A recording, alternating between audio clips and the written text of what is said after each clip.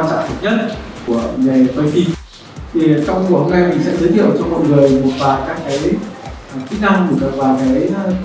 tip để khi mình quay phim để cho nó mình có hình ảnh nó ấn tượng hơn, nó hấp dẫn hơn